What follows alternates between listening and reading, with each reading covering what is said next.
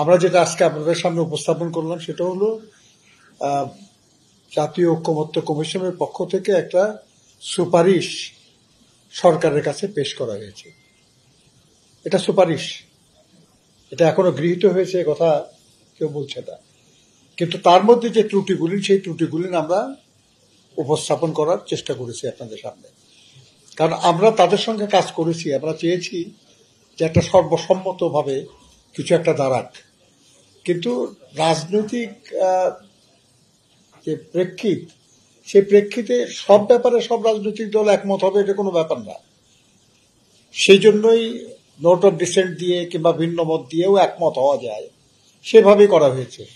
এবং আপনার যদি জুলাই জাতীয় সনদ, যেটা ছাপা বই হয়েছে, বইটা ছাপা হয়েছে যেটা আর কি, সেখানেও আপনারা দেখবেন লেখা আছে যে এই বিষয়ে ভিন্ন মত প্রকাশ করা হয়েছে বা নোট অফ ডিসেন্ট দেওয়া হয়েছে।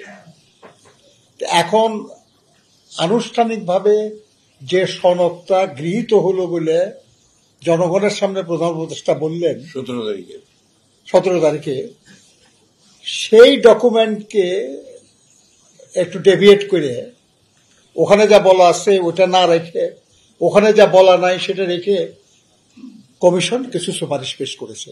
আমাদের আপত্তিটা ওই জায়গায়। আমরা চাই যেটা সেটা হলো যে যা সিদ্ধান্ত হয়েছে, যা কমিশনে ডকুমেন্ট হিসেবে রেকর্ডেড হয়েছে, সেটা বাস্তবায়নের জন্য উদ্যোগ নেওয়া হোক। আর কিছু টেকনিক্যাল পয়েন্টে আমরা কথা বলেছি আর কি, যেটা সেটা হলো সংবিধান কি বলে, আইন কি বলে। এটা তো কোনো, দেখেন, পার্সোনালি আমার কারোর প্রতি অসন্তুষ্টি থাকতে পারে, কারোর প্রতি আমার ভালোবাসা থাকতে পারে, এটা ডিফারেন্ট ইস্যু, কিন্তু দেশের সংবিধান বা প্রচলিত আইন অগ্রাহ্য করার ক্ষমতা তো আপনার আমার নাই। এই কারণে আমরা আমাদের মতামত ওইভাবে উপস্থাপন করা হয়েছে। এটা নিয়ে যেখানে দরকার কথা বলা যাবে আর কি, কিন্তু এই নিয়ে নির্বাচন প্রভাবিত হয়ে যাচ্ছে, এই নিয়ে বিরাট একটা সংকট হয়ে যাচ্ছে, এই ধরনের কিছু কেন মনে করতেছেন আপনার? আমি বুঝতে পারি